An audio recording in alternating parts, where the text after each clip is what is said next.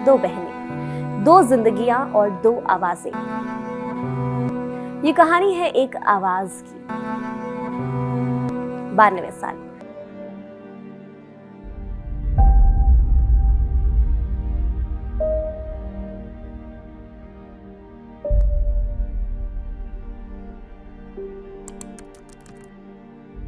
संयोग कई बार वो कहानी लिख देता है जिसे इंसान अपनी पूरी जिंदगी में भी नहीं लिख पाता है। और आज हमारे सामने एक ऐसी ही कहानी खड़ी है जिसमें सुर है, संघर्ष है, सफलता भी है और अंत में एक गहरा सन्नाटा है। ये कहानी है एक आवाज की, एक ऐसी आवाज जो सिर्फ सुरों में पिरोई नहीं गई है, जीवन का हिस्सा बन गई है, आपकी भी और हमारी भी।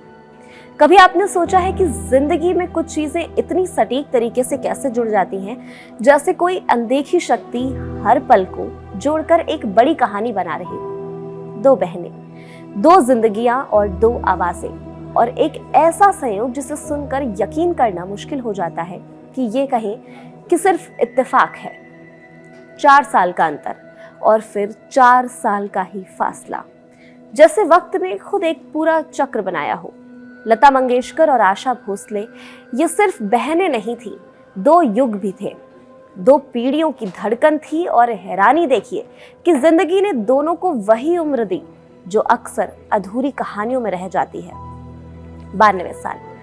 लता जी 2022 फरवरी में हमें छोड़कर चली गई थी, तो आशा ताई अप्रैल 2026 में, और दोनों बार पूरा देश कुछ पल के लिए थम गया।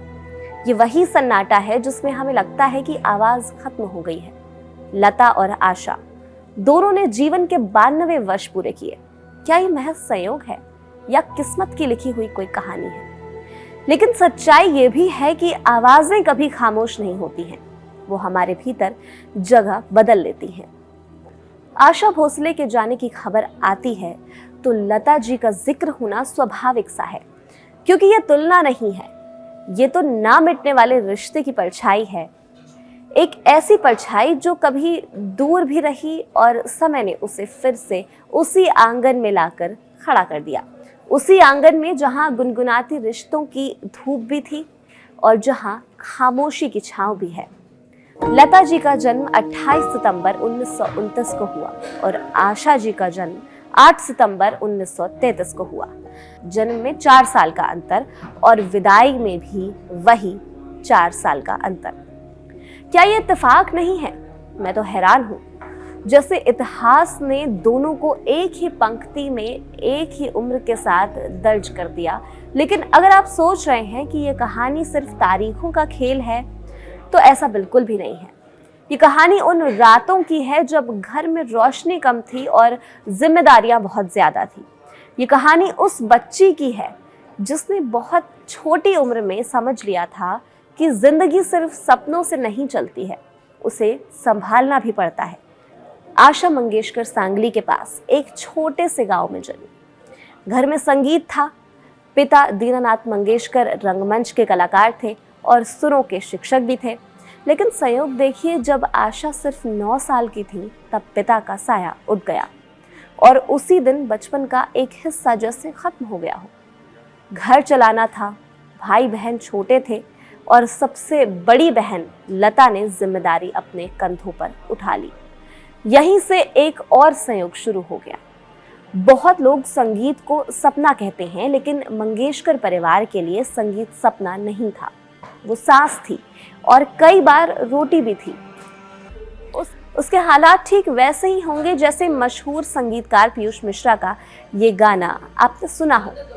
एक बगल में चांद होगा, एक बगल में रोटियां, एक बगल में नींद होगी, एक बगल में लोरियां। हम चांद पे रोटी की चादर डालकर सो जाएंगे और नींद से कह देंगे लोरी कल सुनाने आएंगे। उसी चांद की मध्यम रोशनी में आशा ने बहुत छोटी उम्र में गाना शुरू किया।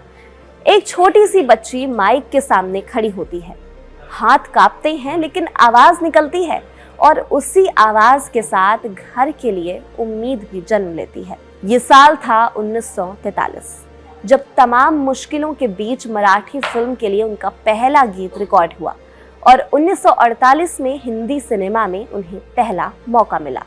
लेकिन यहाँ भी संयोग ने एक और परीक्षा रखी।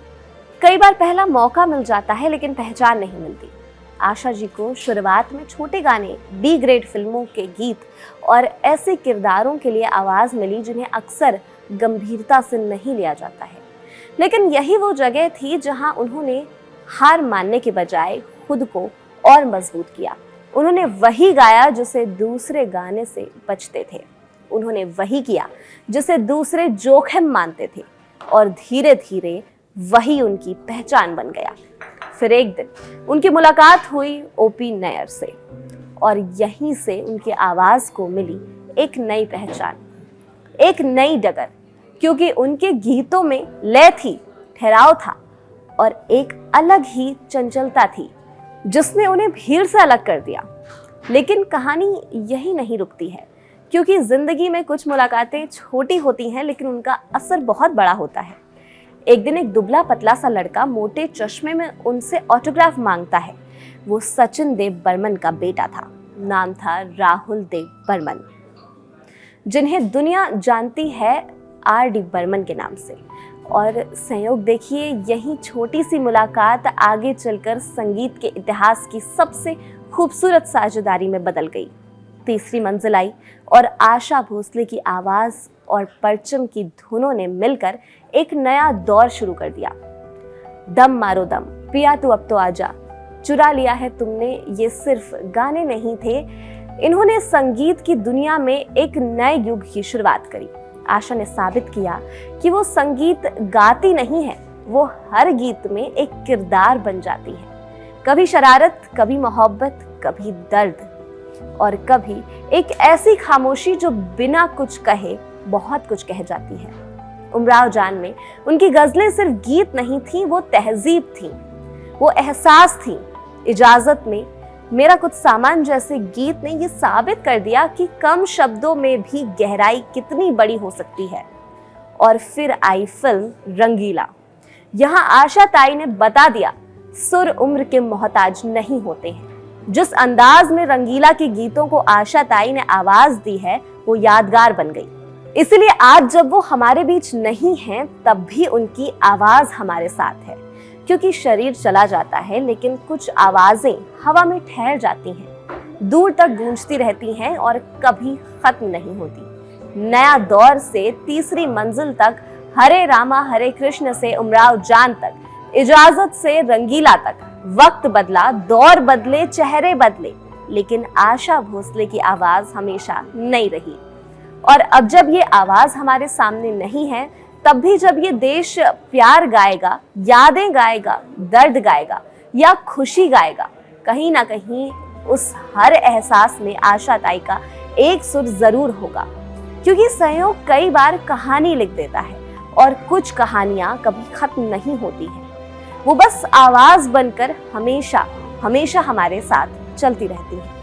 इस पर आप क्या सोचते हैं? अपनी राय आप हमें कमेंट सेक्शन में जरूर बताइएगा और देखते रहिए कड़क।